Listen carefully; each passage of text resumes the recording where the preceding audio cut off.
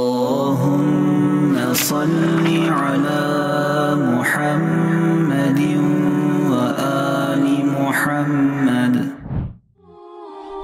Расымен де барлық мақтау Аллах Тағалаға тән. Жалғыз оны мақтаймыз және бір өзінен ғана жәрдем тілейміз. Күнәларымыз үшін кешірім сұраймыз. Жан дүниелеріміздің жамандықтарынан, істеп қойған істеріміздің кесірлерінен оған сыйынамыз. Ол кімді тура жолға салса, оны адастырушы жоқ. Ал кімді адастырса, оны тура жолға салушы жоқ. Аллах Тағаладан басқа тәңір жоқтығына куәлік береміз, және де Мұхаммед оның құлы әрі елшісі екендігіне куәлік береміз. Және де сүйікті пайғамбарымызға, оның әулетіне, сахабаларына Аллах Тағаланың салауатын, сәлемін, рахым, берекелерін тілейміз. Ассаламу алейкум ва рахматуллахи ва баракату. Құрметті жамағат, Аллах Тағала баршамызға пайдалы білім нәсіп етсін. Біз сіздермен пайғамбарымыздың өмір баяны, тәлім тәрбиесіндеміз. Аллах Тағаланың сәттілігін тілей отырып, өткендегі тоқтаған жерімізден жалғасамыз. Пайғамбарлықтың 10-шы жылына келіп тоқтаған болатынбыз. Құрайыштар мен Кинана руларының амал шаралары пайғамбарлықтың 7-ші жылынан бастап 10-шы жылына дейін пайғамбарымызды өлтіреміз дегеннен кейін Абу Толиб және күллі хашимиттер, күллі Мутталиб әулеті пайғамбарымызды қорғауға бел байлап, Абу Толибтің кварталына қарай, солының ауданына қарай жиналып, барлығы сол жаққа қарай көшіп, пайғамбарымызды қорғауға сондай бір шешім жасаған болатын. Және сол шешімдерінде олар бекем болды, діндері бөлек болса да, сол кезде сол хашимиттер мен Мутталибтіктерге Кинана мен жаңа Құрайыштықтар әлеуметтік және экономикалық қысым жасағаны туралы айтылды. Бұл 3 жыл өте үлкен, қиын, сондай бейнетті жылдар болды. Пайғамбарымыздың басына және сахабалардың басына түскен, пайғамбарымыз салсам айтқандай, сол кезде біз күндіз-түні де жейтін тамағымыз болмайтын, өзім үшін де, әулетім үшін де, яғни отбасым үшін де, ол кезде Хадиша анамыз әлі тірі. Сондай-ақ Билал қолтығына бір нәрсені қысып алып келетін, соны бір бөлісіп жейтінбіз дейді.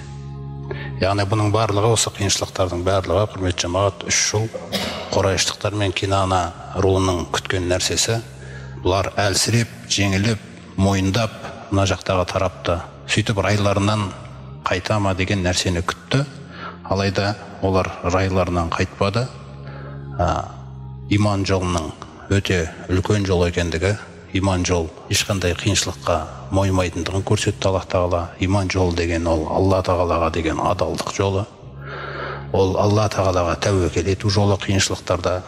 Ол Алла Тағаланың жәрдемін сабырмен, төзіммен күту жолы. Міне осындай қиыншылықтар өтіп жатқан кезеде Айша анамыз радиаллаху анха айтады, мен ес білгеннен бері ата-анам осы дінде болатын. Аллах елшісі біздің үйімізге кешке де, таңғы уақытта да келіп тұратын. Жалпы осы қысым басталғаннан кейін, пайғамбарымызға қолдары жетпегеннен кейін, бұлар пайғамбарымызға ең жақын Абу Бакр деп, Абу Бакрды өте қатты соққы қалған. Абу Бакр күніге қиыншылық шеккен. Өте қиын жағдайда сондай тап болған Абу Бакр радиаллаху анху пайғамбарымызға деген адалдығы, пайғамбарымызға деген махаббаты, хақ дінге деген махаббаты сыналды. Міне осы қиыншылықтардың кезінде пайғамбарымыз саллаллаху алейхи вассаламмен ақылдасып сөйлесіп отырған кезде рұқсат сұрап пайғамбарымызда, сен де біраз уақыт Эфиопияға қоныс аудара тұрсаң жақсы болар еді дейді Аллах елшісі. Сөйтіп Абу Бакр бел байлап Эфиопияға қарай жол ұстайды. Содан бір 10 шақырымдық жер, 2 күндік жер деп келген бір риуаятта, сапарында сол Меккеден 2 күндік жерге жетіп қалған кезде, сонда бір кісіні кездестіреді.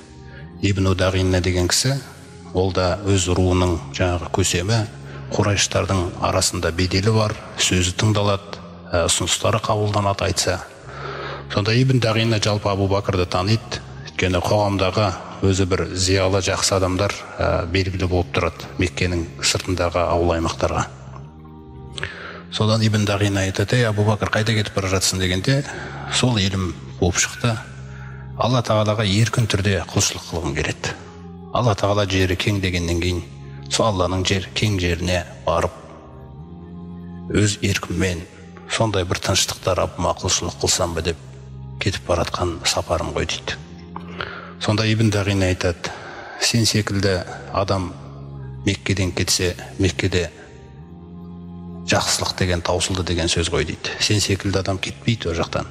Сенің қасиеттерің, жаңағы беделің, істеп жатқан амалдарың барлығы белгілі.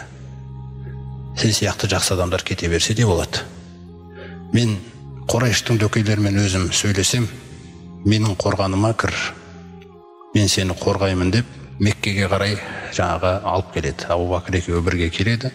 Абу Бакрмен бірге келгеннен кейін әрбір дөкеймен сөйлесіп шығады Ибн Дағина. Ол Абу Бакр сияқты адам деп жаңағы біраз бедел жақсы сөздерін айтып, бұндай адамды қайтып шығарып жібересіңдер сендер елден. Сосын олар айтады: бұл Мұхаммедке адал, қай жерде жүрсе Құран оқиды. Біз бұдан қауіп сеземіз. Қаншалаған адамдар Құранды естіп, атасының діннен адасып кете ме деп қорқамыз. Сосын айтады Ибн Дағинаға: жақсы, біз сені сыйлаймыз, сен қорғаныңа қабыл алсаң, біз көнейік, бірақ бір шартпен: Абу Бакр үйінен шықпасын. Құлшылығын жасаса да, Құранын оқыса да, дұғасын тілесе де үйінде істесін, сыртқа шықпасын дейді. Сөйтіп Ибн Дағина келіп Абу Бакрға айтады: осылай келістім, осындай шартта деп. Абу Бакр үйіне келіп, сөйтіп біраз күндер жаңағы құлшылығын жасап, сол Құранын оқып, Құран оқығанда да Абу Бакр жаңағы сахабалардың енді кез келгені сондай ғой, Құранды жүрекпен оқитын адамдар. Құран оқып бастап жатып жылайтын адамдардың бірі осы Абу Бакр. Ары қарай жалғасамай қалатын, бір аяттың тұсында тұрып қала беретін адамдардың бірі осы Абу Бакр радиаллаху анху. Не бұған көңіліне сыймайды бұндай нәрсе. Еркіндік деген нәрсе жеңіп тұр. Содан үйінің қасында ауласына келіп бір үлкен намазхана салып алады өзіне. Жаңағы мешіт өзінің үйінің ауласында. Енді Қағбаның қасына жақындатпайды. Осындай жағдай болып отқаннан кейін сол жерге өзі құлшылығымен жаңағы пайғамбарымызға, жаңағы сахабаларға бұйырылған түнгі намаз бар. Сол түнгі намаздарын оқу, Құран оқу, дауыстап оқығысы келеді Құранды мысалы. Сондай жағдайлар болып отқан кезде көптеген жаңағы көрші айналасындағы көршілерінің әйелдері, бала шағалары, жалпы енді меккеліктердің өзі әрбір екінші адам ақын болғандықтан әуенмен оқылып жатқан сондай жаңағы Құран олардың жүректерін тартып, сол барып бәрібір сол үйінің айналасында тұрады олар. Бала да тыңдайды, әйел де тыңдайды, ананың жылағаны, оның намазда тұрған түрі, жылап жатқан нәрселері күллісі әсер етеді оларға. Үйіне келген кезде үйлерінде әңгіме өзгереді кішкене. Сендер солай деп жатсыңдар, бірақ бұл ондай емес қой, Мұхаммед және оның қасындағы адамдар салыстырам. Ана оқып жатқан нәрсесі қандай жақсы деген кезде жаңағы дөкейлер көтере алмай қайтадан жинап, Ибн Дағинаны шақырыңдар деп Ибн Дағина келеді. Сен бізбен келіскен кезде біз шарт жасасқанбыз. Бұл тек үйінің ішінде істейді бәрін, сыртқа істемейді. Бұл бізді күллі әйел бала шағамызды азғырып бітті. Өзіміздің дінімізден адастырып бітті мынау. Күллісі әсерленіп, үйдегі әңгімелерді өзгеріп жатыр. Сондықтан біз бұны бұлай жалғасуын қаламаймыз. Сен егер өзің біздің алдымыздағы абыройыңды жоғалтқың келмесе, дейді Ибн Дағина айтады, сен онда қорғаныңды қайтар. Сосын Абу Бакрге келіп Ибн Дағина айтады: Абу Бакр, біз келіскенде осылай келістік қой. Сен үйіңде ғана боласың деп, енді мына сыртқа шыққан нәрсені доғармасаң, онда жаңа қорғанымды қайтарып бер. Мен қаламаймын осындай бір адамды қорғай алмай, осындай бір абыройсыз болып қапты деген сөз маған керек жоқ. Сосын Абу Бакр айтады: мен сенің қорғаныңды өзіңе қайтардым. Сөзсіз маған о бастан өзі Алланың қорғаны жеткілікті. Сөйтіп жаңағы нәрсесін жалғастырады. Құранға деген махаббаты, Құранды оқу махаббаты, Алла Тағалаға деген ықыласын қоғамда ашық ұстағысы келді. Бұндай нәрсені бір жасырып ұстау деген көңіліне сыймады. Сондай-ақ сыртқа шығып келе жатқан кезде Абу Бакрдың басына жаңағындай топырақ шашып кететін адамдар болған. Кәдімгі келеді де бүйтіп басына топырақ тоқып кетеді. Неше түрлі осындай бір сахабаларға зиян жапа шектіріп жүрген кездер болады. Сонда Әл-Валид ибн Муғирамен жолда кездесіп қалады. Қарашы сендердің адамдардың бірі басыма топырақ тоқып кетті. Осы ма сендердің тәлім тәрбиелерің дейді. Сонда Әл-Валид ибн Муғира айтады, енді сен өзің ғой бұндай тағдырды басыңа сұрап алған дейді. Сонда Абу Бәкір күлімдеп Раббысына қарай жаңағы сыйынып, Алла, Раббым, не деген ұстамды едің дейді. Әрбір мұсылман ұстамдылықты өзіңнен үйрену керек екен ғой. Не деген ұстамды едің, Раббым дейді. Яғни қиыншылық деген нәрселер, құрметті жамағат, бара-бара бұл сахабалар қиыншылықтар күннен күнге күшейе берген сайын, кейде адам ойлайды, мысалы сырттағы адамдар ондай қиыншылық басқа келмегеннен кейін, ондай нәрсені көрмегеннен кейін ойлайды. Бұл күннен күнге қиыншылық болып жатқан сайын адам одан сайын қорқып, әлсіреп жататын шығар деп. Жоқ, керісінше бұл сахабалардың қадір қасиеті, құрметті жамағат, күннен күнге қиыншылық күшейген сайын, қиыншылық деген нәрсе қарапайым нәрсеге айнала бастады. Қарапайым нәрсе. Бұл нәрсені дүрліктіретін, не істеп алсыңдар бізбен деген сөз жоқ ондай. Өйткені хақ пен жалғанның арасында күрес болып отыр. Жалғанның істеп жатқан нәрсесі сол, жалған иелерінің да. Ал хақ ұстамды. Өйткені Раббысы пайғамбарымыздың өзінен бастап фасбир, сабыр ет ей пайғамбар. Фасбир аля ма яқулун, айтып жатқан нәрселеріне сабыр ет. Уақшурхум хажран жамиля, жаңағыдай топырақ сеуіп кетті үстіңе, әдемі түрде тастап кетті дейді оны. Өйткені бұл білімнің иісі да, анау істеп жатқандары білімсіз надандықтың иісі да. Білім мен білімсіздік тең болмайды ешқашан. Көрдіңіз ғой? Міне осындай жағдайлар, осындай қасиеттер олардың бойына, сүйегіне қарай жаңағы тереңнен сіңіп жатты сахабалардың. Сөйтіп 10-шы жылда жаңағы осы қысым аяқталады. Өткенде өздеріңізге айтылғандай, қалай аяқталғандығы. Осы 10-шы жылда пайғамбарымыздың басына біраз бір қиыншылықтар тағы қосылады. Аллах тағала Хамза мен Омарды мұсылмандардың қатарына сыйлады. Екі тұлға сыйланды. Екі тұлғаны әпкет келе тұр екен Алла тағала енді. Тағдыр. Алла тағала өктем, ол білет не істеп жатқанын. Вахуәл қахиру фауқа ғибади дейді Анғам сүресінде. Ол құлдарының үстінен өктем. Ол шешті, ол болады. Ол шешімді ең жақын періште өзгерте алмайды. Өйткені вахуәл хакимул хабир, өйткені ол асадана, ол хабардар, ол білет не істеп жатқанын. Сөйтіп өзіне қорған болған Абу Толиб көкесіне келетін болсақ, Абу Толиб шындап келген кезде, құрметті жамағат, сол қоғамындағы негізі ана пайғамбарымызды қорғағандығы, осынша жылдар осындай әрекетте болғандығына қарасаңыз, қоғамындағы батыр адам болған. Батыр, беделі мықты, жаңағы хашимиттер мен мутталибтердің барлығы артына жинала қалуы бір айтқаннан. Өз қауымының ішінде беделі бар. Сондай-ақ жаңағы Кинана мен Құрайыштықтардың да негізі көп дәті бармайтын оған. Бәрі жабылып кеп бітіп сөйлегені болмаса, жалпы Абу Толибке қолдары да тиіп көрген емес еді. Абдул-Мутталибтің осындай бір баласы Абу Толиб өз балаларынан артық сүйді пайғамбарымыз саллаллаху. Әрдайым жатқан кезде де қасына алып, тексеріп, қарап, өзінің балаларына ондай дәрежеде қаралмады. Жүрегі осы дүниеде пайғамбар үшін жаралғандай. Тек қана пайғамбар үшін жаралғандай осы дүниедегі қызметі. Сөйтіп сол қорған болып келген көкесі ауырып төсек тартып қалады. Пайғамбарлықтың 10-шы жылындағы оқиға. Пайғамбарымыздың да көзі жетеді, дүниеден озғалы жатқан кез екендігіне, дәм-тұзы таусылып жатыр. Содан пайғамбарымыз саллаллаху қасына келіп, көкетай, жауап беруіңізге бүкіл туысқандарының ішінде ең лайықты адам өзіңіз едіңіз ғой. Ла илаха иллаллах, Алладан басқа тәңір жоқ деген сөзді айтыңызшы дейді. Өлім сәтінде жатыр. Осы сөз жетеді маған. осы сөзіңіз аузыңыздан шықса, қиямет күні Алланың алдында осы сөзбен алып шығамын дейді сізді. Бірақ сөз тек. Осы кезде Абу Жахл, Абдулла ибн Аби Умайя ибн ал-Муғира деген кісілер, шайтан түртіп тұрады ғой өз негізі. Алам тара инна арсална шаятина алал кафирин. Сен көрмедің бе, ей пайғамбар, біз ана шайтандарды кәпірлерге қарай жіберіп тұрамыз дейді. Тауззухум азза, әрдайым оларды қоздырып, сондай жаман іске қарай қозғап, сондай фитнаға қарай итеріп тұрады дейді оларды Мариям сүресінде. Сонда фасбир алейхим дейді пайғамбарымыз саллаллаху алейхи ва саллям, сабыр ет оларға. Иннама науддукум адда. Біз тек қана олардың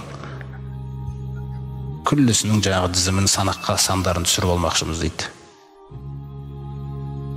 Міне сондықтан осы екеуі жүгіріп келіп, Абу Талибтің өлім сәтінде жатқан кезіне келіп бүйтіп, өйткені батыр дүниеден озайын деп жатыр. Егер бұл батыр ла илаха иллалланы айтпау керек. Саясаттарын көрдіңіз ғой қандай.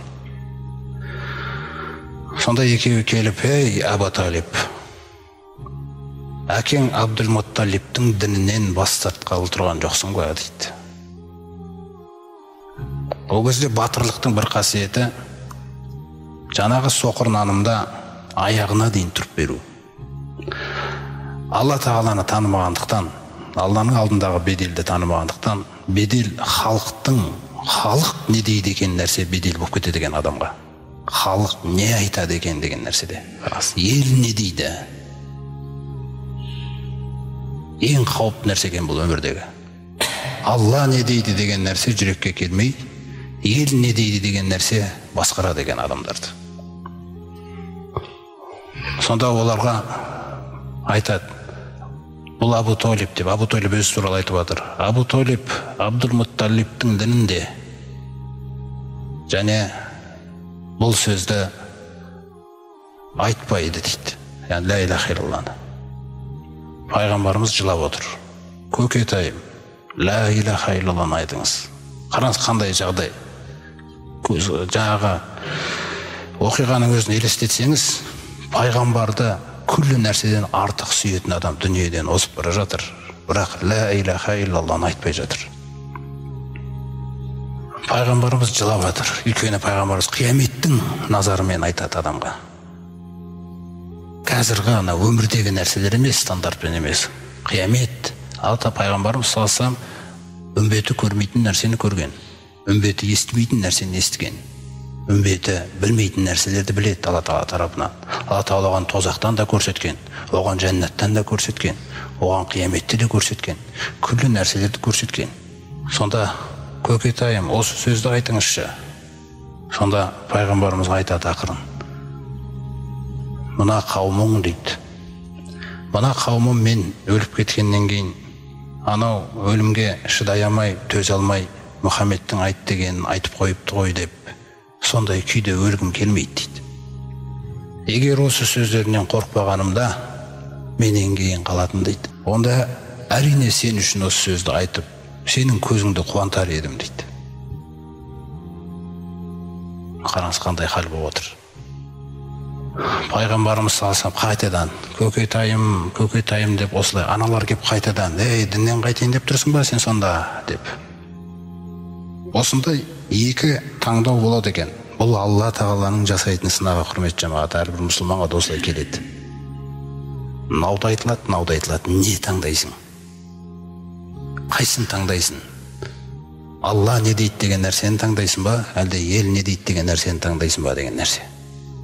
Сол таңдау деген нәрсе адам таңдап үлгеру керек. Тіпті сол сәттің өзінде адам таңдап үлгерсе, мысалы 80-нен астам жасы қазір, 80-нен асқан жаста біреу мысалы 80 жасқа дейін неше түрлі күнәларды істеп, бүйтіп, сосын қойдым Раббым деп тәубасына келіп жатса, 80 жылдың күллісін өшіреді. Күнәдан түк қалдырмай. Хақты таңдадың. Ла илаха иллалла деген сөз, осы сөз үшін жаралған көктер мен жер. وَمَا خَلَقْنَا السَّمَوَاتِ وَالْأَرْضَ وَمَا بَيْنَهُمَا إِلَّا بِالْحَقِّ. Көктерді де, жерді де, оның екі арасындағы нәрсенің барлығын осы Алла ғана жаратқан. Жалғыз Алла. және сол жалғыз Аллаға қайтады күллісі. Хақ сөз, ла иляха илlallah. Осы сөзді аналар кеп өздерінікін итермелейді, пайғамбарымыз өзінікін айтып отыр. Олар өзінікін итермелейді, пайғамбарымыз өзінікін айтып отыр. Осы күйде дүниеден осып кетеді Абу Талиб. Сонда қарасаңыз, құрметті жамағат, Алла Тағала пайғамбарымыз саллаллаху алейхи ва салламға мынандай аятты түсіреді. Иннака ла тахди ман ахбабта. Расында сен, ей пайғамбар, сүйген адамыңды тура жолға сала алмайсың дейді. Қараңыз қандай қағида. Қанша сүйсең де оны тура жолға сала алмайсың. Валакинналлаха яхди ман яша.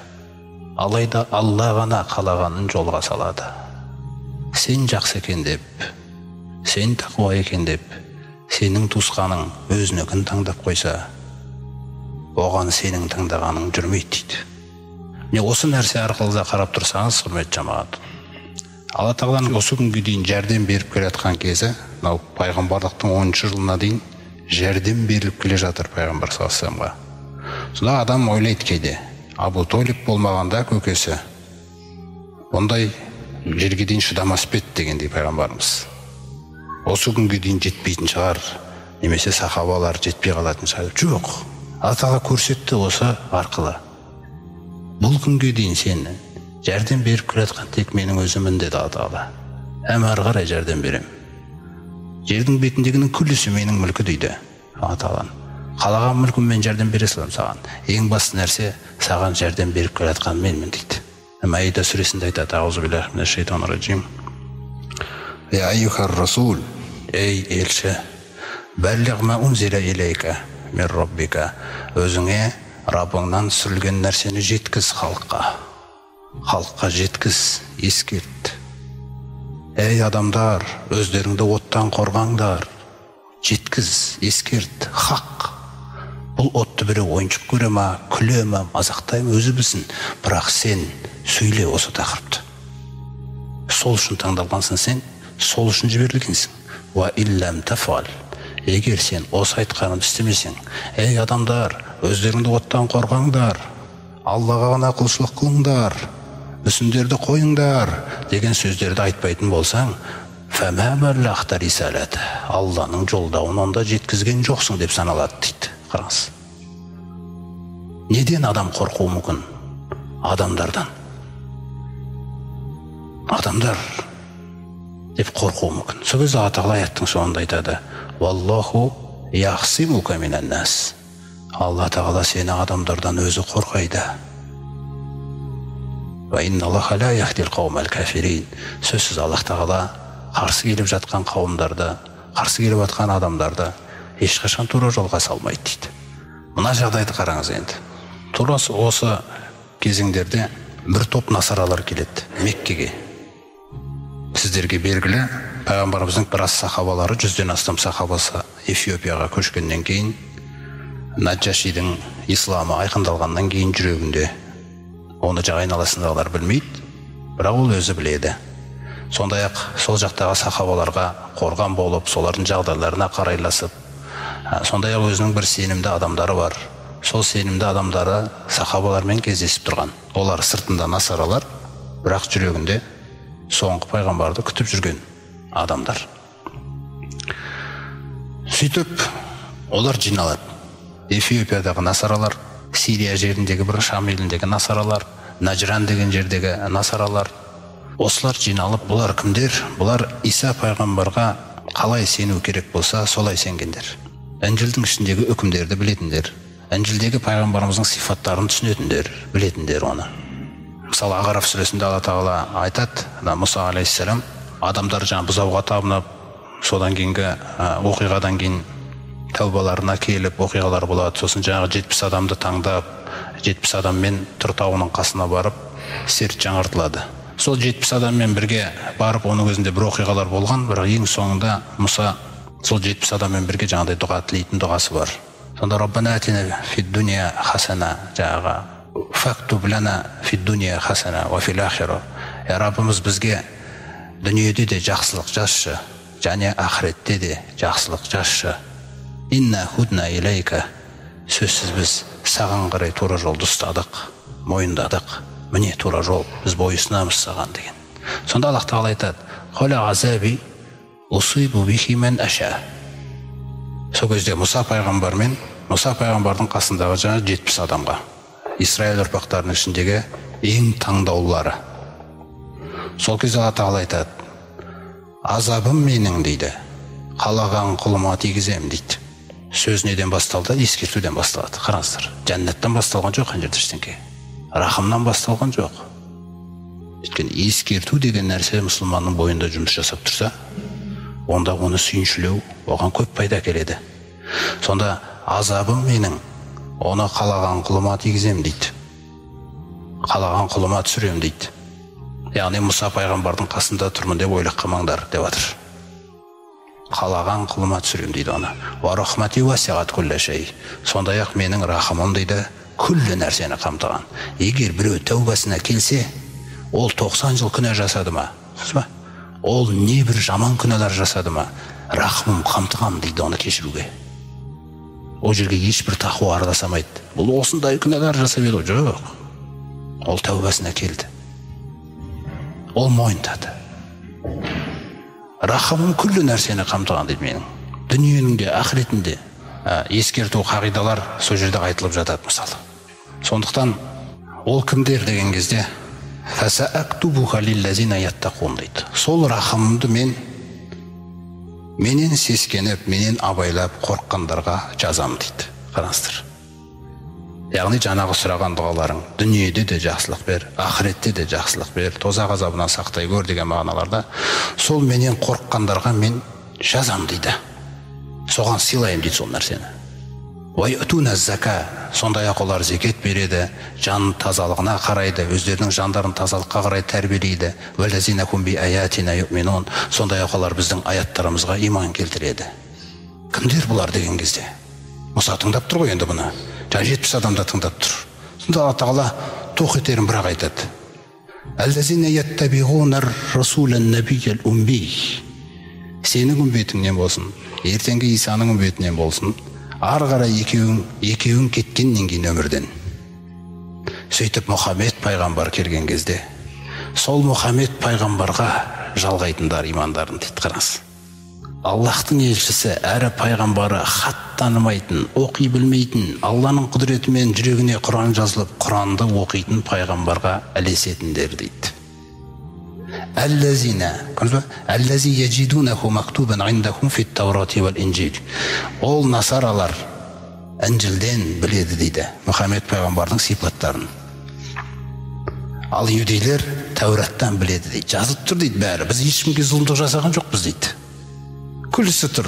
Құр келген күні қарсы алу керек болды.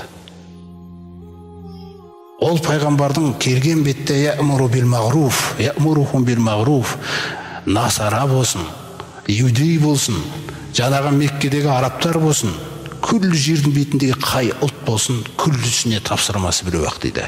Оларды шариғат ақтайтын нәрсеге ғана бұйырады. Шариғат тыйған нәрседен тыяды. Яғни Алла Тағаласы. Дүниеде қандай таза нәрселер болса, таза нәрселердің бәрін халал қылады оларға. Дүниеде қандай сүйкімсіз жаман нәрселер болса, сол жаман нәрселердің барлығын харам қылады дейді адамзатқа.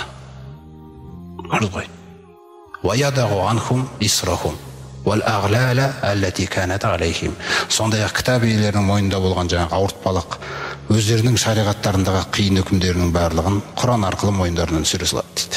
Болды, енді сендерге Құрандағы нәрселер. Кітап иелерінің де жаңағы Алла Тағаланың ашуына ұшырап кеткен мысалы. Сол ашуды алып тастай салам дейді, Мұхаммедке иман келтірсе болды. Әйтпесе атасының басына түсірілген ашу, Мұхаммед пайғамбарға ұрпағы иман келтірмесе, сол буынға жалғаса береді дейді Алланың ашуы. Қараңыз қандай нәрсе.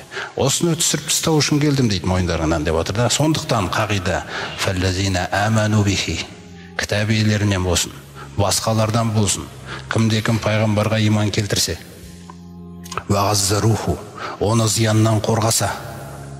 Оны түсініңіздер енді. Мединадағы юдейлер қазір жүгіріп кеп не істеп ату керек? Пайғамбарды қорғап ату керек бұлай. Тиіспеңдер ей. Ол хақ пайғамбар деп тұр, бірақ олар сатып жіберді ақиқатты, жоқ олар. Насараларға да осы нәрсе берілген. Пайғамбарға иман келтіргендер. Сондай-ақ оны зияннан қорғағандар. Ва насаруху, сондай-ақ оған жәрдем бергендер. Міне. Ваттабау ан-нур аллази мааху. Сондай-ақ онымен бірге түсірілген Құранға иман келтіргендер. Насаралар мен иудейлерге айтылып жатыр да. Улайка хумул муфлихун. Міне солар дейді табысқа жететіндер дейді. Көрдіңіз ғой, дінді аталы көрсетіп отыр. Дін Адам алейхиссаламнан бастап соңғы пайғамбарға дейін, бірақ дін өзі асылы. Айырмашылық тек шариғаттарда болған. Әрбір заманда Алла тағаланың рахымы сол заманды қамтыған, ескерген. Әрбір алдыңғы шариғат кейінгі шариғат келген кезде өшіріп отырған. Мысалы Иса алейхиссалам келген кезде Исраил ұрпақтарына жіберіліп, "Ва мусаддиқун лима байна ядайя минат таура" деді. Мен өз алдымда түскен Тәуратты растаушымын, Інжілмен келдім. Сондай-ақ сендерге Тәуратта харам етілген көптеген үкімдерді жойып, Інжілдегі жаңа үкімдерді әкелдім дейді. Екі кітапта Исраил ұрпағына түскен негізі асылы. Мұса да, Иса да соларға жіберілген. Міне осы насараларды қараңыз енді. Бұл не үшін айтып отырық? Олар біледі, Інжілде Мұхаммед пайғамбарды күтіп жүргендер. Сөйтіп жаңағы сахабалар Эфиопия жеріне қарай қоныс аударылған кезде көрдіңіз ба? Жаңалық кетті о жаққа. Оны ислам қалай жұмыс істеп жатыр, Алла тағала қалай істетіп жатыр. О жақта насаралар сахабалармен араласып, рас па? Иә, сондай. Ол сипаттары енді көргісі келеді, көзімен көргісі келеді. Сонымен жаңа бір тобы жиналып, 20-дан 90-ға дейін әртүрлі риуаяттарда 90 адам келген, 20 адам келген, әйтеуір Эфиопиядан бір тобы, Наджраннан бір тобы, Шам елдерінен бір тобы жиналып, осылайша пайғамбарымыз Қағбаның қасында отырған кезінде кеп қалады. Делегация келді. Құрайштар аң-таң. Құрайштар Қағбаның қасында өздерінің топтасып отыратын жаңағы орны бар, мәжілістері. Сол жерде қарайды. Бір топ насаралар келген. Сөйтіп, бұлар менсінбей жүрген пайғамбардың айналасында отырады. Қараңыз, Алла тағала жолға салудың қандай тәсіліне дейін көрсетіп жатыр. Бұлар менсінбей жүрген, мазақтап жүрген, ұрғысы кеп жүрген, өлтіргісі кеп жүрген едім ғой. Бөтен елден теңіздің ар жағынан бір топ насаралар кеп отыр. Өзіңіз ойлап көріңіз көзіңізбен. Пайғамбарымыз мына жақта Меккенің Құрайштары иманға келсе деп қалап жүрсе, Алла тағала теңіздің артындағыларды қалап отыр екен. Қараңыз жағдай қандай. Сөйтіп олар келіп әңгімелесіп, пайғамбарымызбен сөйлесіп, амандасып, қал жағдай сұрасқаннан кейін пайғамбарымыз оларға Құранның аяттарын оқиды. Көптеген аяттарды оқиды оларға. Ясин сүресінен бір қатар аяттар оқиды. Сол кезде көздерінен жас ағып отыр. Кешегі Наджашидің көзінен жас аққандай. Алла тағала соны Қосос сүресінде келтіреді. Аузу биллахи минаш шайтанир раджим. Аллазина атайнахумул китаба мин qablihi. Яғни осы Құраннан бұрында өздеріне кітап берілгендер, хум бихи юминун. Олар осы Құранға сенеді дейді. Не істетіп көріңіздер. Исаға деген иманның, Исаның тәлім тәрбиесіне таза сақталғандар келді отыр ғой. Тап-таза.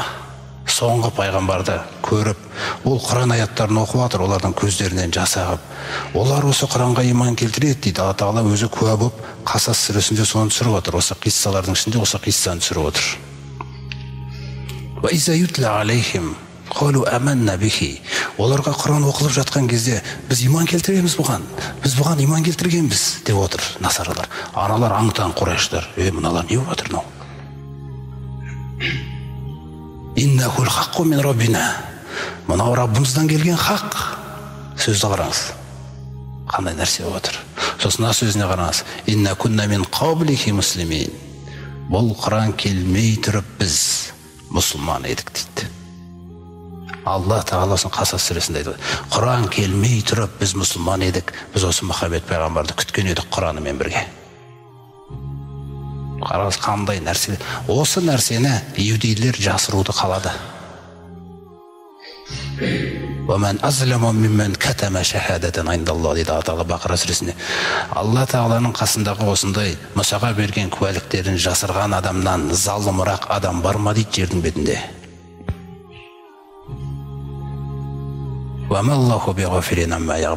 Алла тағала әсті бейқам немесе жаңағындай бейхабар емес дейді олардың не істеп жатқандары жайлы. Енді өздеріне тозақты қаласа жолдары болсын деген нәрсені істеп отырық дейді. Сонда жаңағы насаралар осындай келіп оларды Алла тағала сипаттарын баяндайды. Сауаптарын қараңыз қандай? Бұларға дейді сыйақылары, сауаптары 2 мәрте беріледі дейді. Өз пайғамбарына иман келтіріп, сол пайғамбарға деген иманын соңғы пайғамбарға жалғаған үшін. Соңғы пайғамбар келген күнге дейін өз шариғатының таза нұсқасына сабыр еткендіктері үшін дейді. Дүниеге анау мұндауға алданып, өтірікті жасырмай, көрсіз бе қандай? Шындықты жасырып, өтірікті ғана сөйлеп жүрген еврейлер сияқты болмаған үшін, шындықты сабыр етіп ұстап кеп, міне көзімен көріп, жылап осы жерде имандарын жаңартқандар үшін пайғамбардың қасында. Бұлардың мінездеріне қарасаң дейді, бұларға қанша жамандық істесең де тек жақсылық шыға береді дейді бұларды. Бұларды жамандықпен жеңе алмайсың дейді. Қарас, жамандық жасайсың, жақсылық қана шығады дейді бұдан. Жамандық жасайсың, жақсылық қана шығады дейді. Өзің ұялып қаласың дейді одан. Пайғамбарымыздың қиналып жүрген жағдайларын қарап, қалталарында ақшаларын жинап, бар нәрселерін жинап, пайғамбарымызға, сахабаларына беріп кетті. Қарас қандай нәрсе отыр. Сол кезде пайғамбарымыздың қасынан тұрып, сапарларын аттанайын деп жатқан кездерінде Абу Жахил анау жолдан күтіп алып, өзінше бір сөз сөйлейді оларға. Мен сендерді түсінбеймін дейді. Сендердің отандастарың ана пәленшені барып тексеріп келіңдер деген. Сендер келдіңдерді тексерместен бір кішкентай ғана уақыт қасында отырып, діндеріңді таси салдыңдар да, оның дінін растап кеттіңдер. Міне, мен сендер секілді ақымақ делегация көрген емеспін дейді ешқашан. Аз қандай сөздер айтып отыр. Олар жүрегі ол көптен күткен хақ қой. Соңғы пайғамбарды күту деген тақырыптар олардікі. Содан бұлар осындай сөйлеп жатқан кезде олар егер бұларға осындай бір лақпа сөздер айтылып, тура жолдан адастыратын осындай біреулердің кеп білімсіздердің лағып жүрген сөздерін естісе дейді, ондай нәрселерге оған мән бермейді дейді бұлар. Жымиған бетінде көзіңе қарап тұра береді бұлай. Сосын айтады дейді, біз өз жолымызды таңдадық. Таңдаудың еркі бізде. Бізге біздің амалымыз. Сендерге сендердің амалдарың дейді Абу Жахил айтады. Сен өз таңдағаныңдасың, мен өз таңдағанымдамын. Сәлемун алейкум. Сәлем болсын сендерге дейді. Түсінбейді бұндай мінездерді олар. Ешқашан жахилдермен, жаңағыдай білімсіздермен, адамдармен ілігіп, тартысып, салысып тұратын біздің қасиет емес дейді ол. Сәлем деп кетіп бара жатыр. Соны Алла тағала осы нәрселерді дейін келтірген. Көрдіңіз бе? Абу Жахилдің өзіне ойлануға Алла тағала мұрсат беріп жатыр ғой. Әлі кеш емес, ойлан. Теңіздің артынан кеп адамдар қолын ұстап кетіп жатыр пайғамбар саллаллаху алейхи вассаламның имандарын. Пайғамбарымыз өмірінде көрмеген оларды. Ал сендер сәби күнінен білесіңдер ғой бұл кісіні. Араларыңда өскен ғой. Не құрметті жамағат, осындай жағдайлар болып жатқан кезде осы қиссадан кейін Қасас сүресінде осы жаңа насаралардың иманы туралы айтылды ғой. Тура осы сөздерден кейін Абу Талибтің жағдайына байланысты сөйлеп отыр Алла тағала. Иннака ла тахди мен ахбабта. Қатар болған оқиғалар бәрі. Сөзсіз ей пайғамбар, сен сүйгеніңді тура жолға сала алмайсың. Валакинналлаха яхди ман яша. Алайда Аллах тағала кімді қаласа, ол салады тура жолға дейді соны. Ва хуа а'ламу бил мухтадин. Алла тағала жақсырақ біледі кімнің тура жолды іздеп жүргенін, кімнің тура жолға түсу керектігін, кімді тура жолға түсіретінін. Жаңағы нәрсе қуат бергеннен кейін пайғамбарымызға енді анау жақтан қуат беріп кетті. Қараңыздар, қандай реальный жағдай болып жатқан факт. Сосын барып пайғамбарымыз саллаллаху алейхи вассалам ана сырттағы адамдарға барып насихатқа шақырады. Сонда соларға айтып жатқан кезінде көп адамдар алыстан Меккенің сыртынан келіп қалған адамдардың да бір жаңағы оқиғалардан кейін насаралардың иманға келгендеріне дейін көріп, бір өздерінің бойларында бір ұят мінез дейді ғой. Сонда пайғамбарымыз оларды да шақырып атқан кезде ақиқатқа қарай олардың кейбіреулері былай деп айтқан екен. Жаңағы қиссадан кейін айтылады бұл да. Сонда вақалу иннаттабиғил худа мака, пайғамбарымызбен жасырын келіп айтады: ей Аллахтың елшісі дегендей нәрсе, егер біз сізбен бірге сіздің жолыңызға еретін болсақ, нутахаттаф мен ардина, бізді жерден қуып шығады ғой, өмір сүремей қаламыз ғой, біз қуғын сүргінге ұшыраймыз ғой дейді. Кейін сахабалардың ан жаққа қарай Эфиопияға кеткен бәрі қорқынышты хабар болып тұр ғой бұларға. Сіз ба, бірақ иманның жолы әлі, бірақ егер сізге еретін болсақ қазір, бізбен де неше түрлі істеледі ғой, енді көтере алмай қаламыз ғой дейді. Сонда Алла Тағала түсіндіреді: ей меккеліктер деген аят түсіреді сол жерге. Қараңыздар, меккеліктерге арнайы осы жерде әуәләм нумаккил лахум хараман амина. Бұл меккеліктердің жағдайы дейді, қалай ойланбайды дейді бұлар. Біз о бастан бұл Меккені қасиетті жер қылып қойғанбыз дейді. Әмин.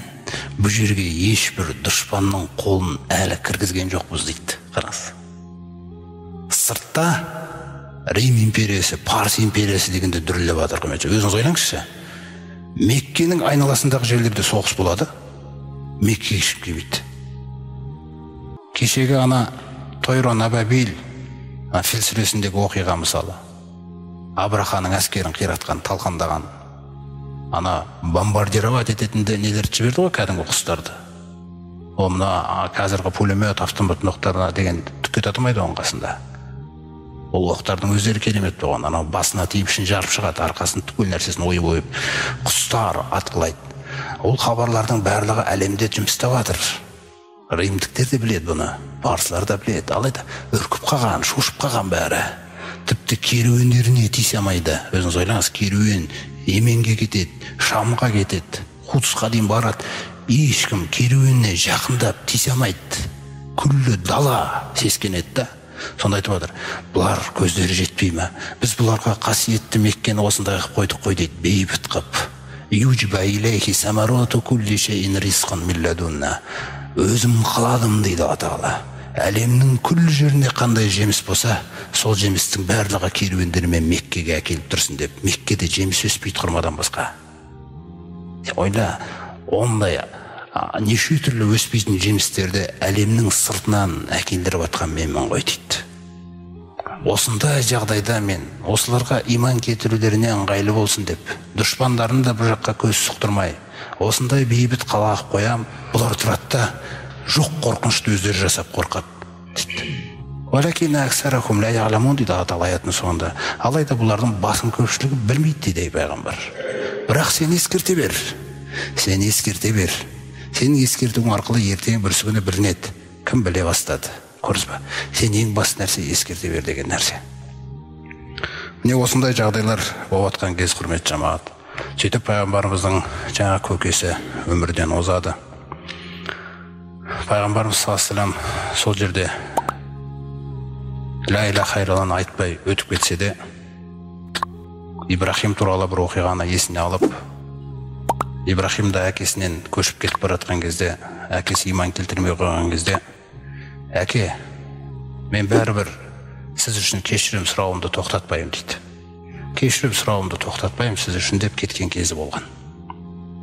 Сосын пайғамбарымыз сол нәрсені негізге алып, айтпай кетсе де, мен бәрібір сен үшін кешірім сұрай берем Алла Тағаладан, Алла Тағала мені тыйып тастағанға дейін дейді. Содан Алла Тағала бұл тыйымды бірден түсірмейді. Бұл тыйым Тәуба сүресінде түседі, Мединалық кезеңнің соңғы уақытында. Яғни принцип қалу керек. Меккелік кезеңде оның түсуі сондай қатты қажет болмаған.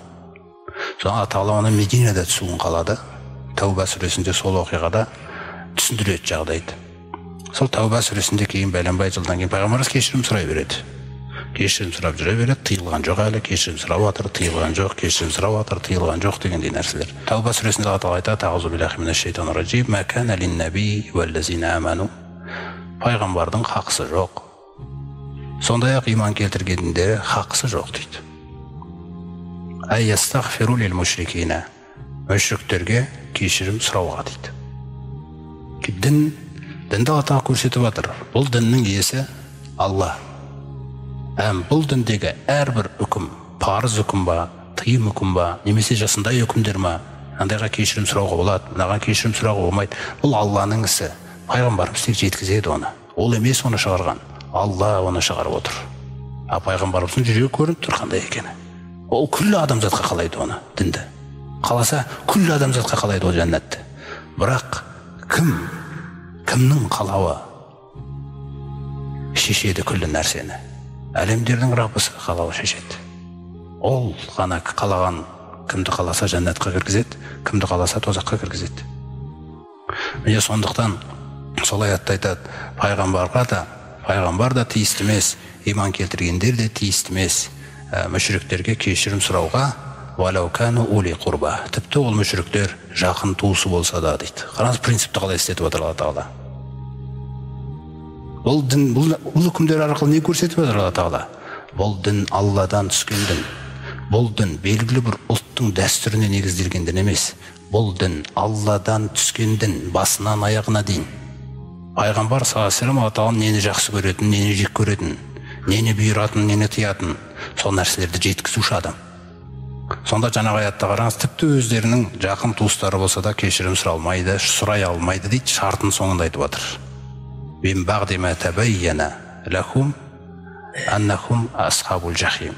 Егер де ол туысы тозақтық екендігі баяндалса, пайғамбар саллаллаху алейхи ва саллямға, қараңыздар, немесе мүминдерге тозақтық екендігі баяндалса, оған енді пайғамбар да иман келтіргендерде кешірім сұрай алмайды дейді. Ауыр болса да бұл нәрсе Алла түсірді оны. Өйткені дін оныкі.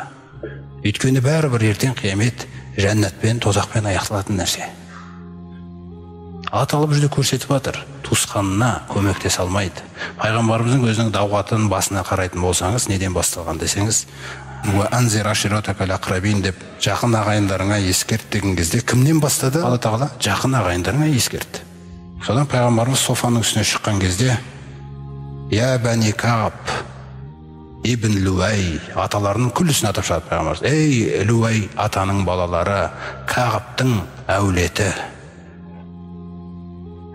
анқизу анфусакум минан нари», өздеріңді оттан қорғаңдар. Неден басталды өз сөз? Өздеріңді оттан қорғаңдар. «Фаинни ла амлику лакум миналлахи шайъан», сөзсіз мен еш нәрсеге ие емеспін, тозақтан аман қалып қалатын сендерді. Қараңыздар, Алланың сөзі. Сол секілді жаңағы «Я бәни Кағаб ибн Мурра», ей Мурра атаның баласы, Кағаб әулеті. Қараңыздар, Луай әулеті, әрбір әулетті айтады. «Я Абдушамс», Абдушамстың балалары.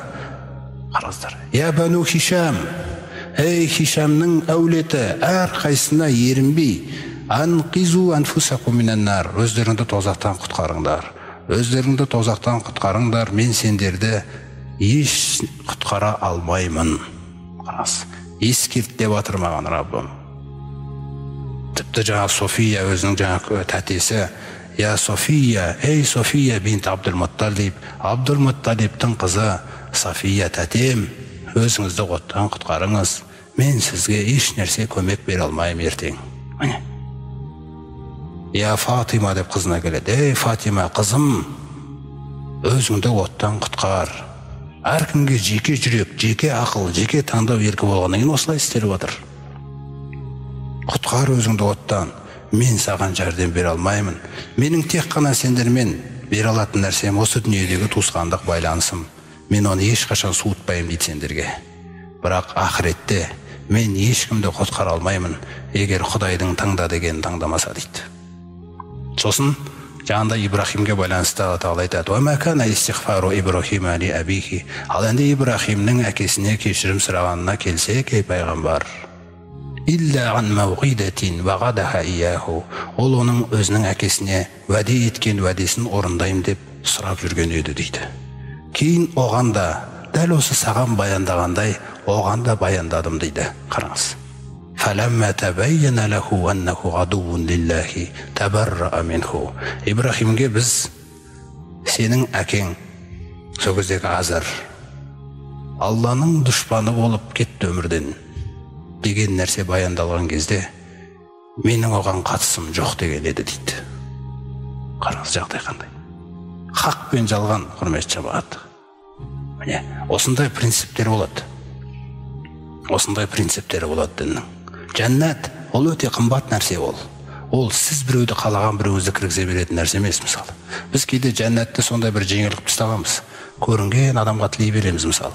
Жаны жәннатта болсын, несі неде болсын деп басқа діндегілерге де тілеп атамыз біз. Біз сондай ақ көңілміз. Құдай бізбен бірге сияқты да. Жарайды, өзіңнің жаңағы мұсылман қауымыңа тілеп атсам басқа діндегілерге де жіберіп атамыз біз. Осындай деп. Соқтан бұл тақырыптар әрбір мұсылман біз осы жерде отырған қанша салих амал жасаған кездеріміз болса да біз білмейміз. Біз үміт етеміз, бірақ ешкім мен жәннаттықпын деп өзіне айта алмайды. Көрдіңіз ба? Ол қымбат тақырып, ол өте қымбат. Әрине оның амалдарын Алла шашып тастаған. Қаншалаған амалдар бар. Істеуге оңай дегендей нәрсе, бірақ істелмейтін болғандықтан ол көбіне. Ол қымбат жәннат деген нәрсе. Және ол жәннатқа, құрметті жамағат, мына кіргізу деген нәрсе, тозақтан құтылу деген нәрсенің өзіне келетін болсақ, сонда Аббас, көкесі келіп пайғамбарымыз саллаллаху алейхи айтады. Аббастың исламға келуі, ол да пайғамбарымыздың көкесі, Абдул-Мутталибтің баласы. Оның да исламға келуі Мекке ашылған жылы айқын болды. Мекке ашылған жылы. Сол Аббас келіп сұрайды: Аллахтың елшісі, көкеміз күллі өмірін сіз үшін сүрген еді ғой дейді. Сізге күллі нәрсені жасады ғой дейді. Абу Талиб айтып отыр. Күллі нәрсені сізді қорғаумен болды, өмірінде сарп етті сіздің жолыңызда. Осының барлығы оған пайда бере ала ма дейді. Жаңағы пайғамбарымыз саллаллаху алейхи ва саллям айтады: Нағам дейді, иә дейді. Қандай деген кезде фаюджалу фи дохтахин минан нари яблугу кағбайхи дейді. Ол тозақтың ең таяз жерінде болады дейді. Тозақтың оты мен ыстығы, азабы оның табанынан тобығына дейін қамтиды дейді. Адамның несіне қараңыз, адам қаншалықты амалдар мысалы тозақтан құтқарылатындай болса, бірақ ла илаха иллаллахын айтылмауы аяғын жібермей тұр ғой. Пайғамбарымыз саллаллаху алейхи ва саллям сонда сұраған кезінде, осындай Аббас келіп сұраған кезде айтады: лағаллаху танфағу шафағати яумал қияма инни раайтуху фи ғамарати жаханнам фа ахрожтуху иля дохтахи минан нар дейді. Алла тағала маған қияметті көрсетті дейді. Мен уайымдадым дейді ол кісіні. Мен кешірімдер сұрадым, мен уайымдадым. Сонда қияметті көрсетті. Жаханнамның ішінде жатқан жерде қиямет күні маған істеп атқан ісімді қиямет күні істейтінді көрсетіп отыр дейді. Мен оны анау тереңінен алып шығып, таяз жеріне дейін ғана шығара алдым дейді. Менің шапағатым осыған дейін ғана жұмыс істейді дейді ол кісіге. Міне, анау жібермеді дейді аяғын. Ла илаха иллаллах, Алланың хақысы, оны ешкім өшіре алмайды дейді ол құқықты. Сондықтан құрметті жамағат, тозақ деген тақырып, мысалы ақырет деген тақырып, сол негізгі тақырып қоғамдағы. Көрдіңіз ғой, сол нәрседен қорқу деген нәрсе бізде жұмыс істеу керек. Міне, сөйтіп құрметті жамағат, осындай жағдай сүйген адамың, мысалы айтайық, қанша сүйсең де, жаңа тағала айтып отыр, сөзсіз сен пайғамбар сүйген адамды тура жолға сала алмайсың, бірақ Алла кімді қаласа соны тура жолға салады. Сол секілді қауымының өзіне қарасаңыз, Абу Жахил, күллісі аталас адамдар барлығы, туысқандар, бір-бірімен ол қыз алысып атқан кездер еді мысалы.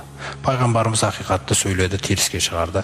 Өзінің сүйген қауымы қабылдамай жатыр, теңіздің артынан анау жақтан насаралардың делегациясы келіп қабылдап кетті. Қараңыз, мысалы бізде қазір көп елде мысалы, ой, біз деген кереметпіз деп мақтана бергенмен, анау батыста, мысалы Американың өзінде 9 миллион мұсылман бар қазір. Батыста қаншалы христиан болып жүрген айтайық, Ресейде қанша толыққанды түрде мұсылманшылықты қабылдап, 5 уақыт намазымен, Құранын оқумен сондай. Ал біз өзімізше мақтанып қанша нәрседен қалып отырық та. Сол сияқты Алла тағала Алла тағала біздің жаңағы әрбір ұлтқа қарай ма? Жоқ, мен сендерді ұлттар қылып мен жараттым дейді. Әркімге өзінің жаңағы қабілетін бердім, жерін бердім, әртүрлі жаңа кәсіптерін бердім, жақсылықтарын бердім, жарыссын жақсылықта деп. Бірақ иннама акрамакум индаллахи атқакум.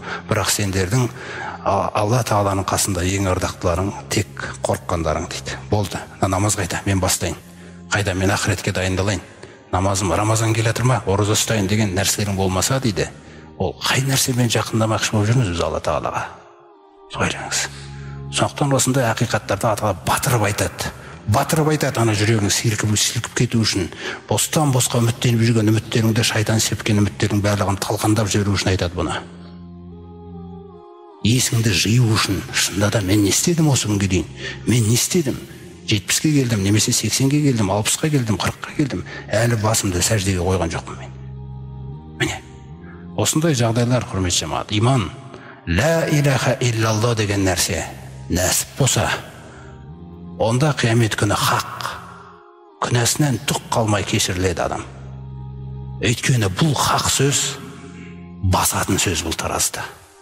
Егер бұл берілмей қалса, өмірдегі жасаған күллі туысқандық жақсы байланыстардың барлығын Алла тағала келемізді қоқысқа айналдырып жіберем дейді. Өйткені менің қадірім үшін жасалмаған дейді ол. Сондықтан қияметтің иесі жаңағы Малики яумиддин деп біз Фатиха сүресінде айтқандай, Малики яумиддин дейміз біз. Сот күнінің иесі деп күніне неше мәрте оқимыз. Міне сол сот күнінің иесі шешеді кімнің қай жаққа баратындығы. Көресіз ғой. Сондай-ақ біз де істеп жүрген кейбір салиқалы амалдарымызбен алданып қалмайық. Көбейтейік, шаршайық, болдырайық. Ол жақсылықтарда да. Міне. Сонда адамдарға қарай ескертейік, туысқандарымызға айтайық. Сондай нәрселер шамамыз келгенше бүкіл отбасыларымыз, туыстарымыз барлығы Алла тағаланың рахымына қарай ұмтылуды нәсіп етсін баршамызға, иншалла. Осы сөзімді айтам, және өзім үшін, сіздер үшін Алла тағаладан кешірім сұраймын. Ақпарат ұнаса арнамызға жазыл.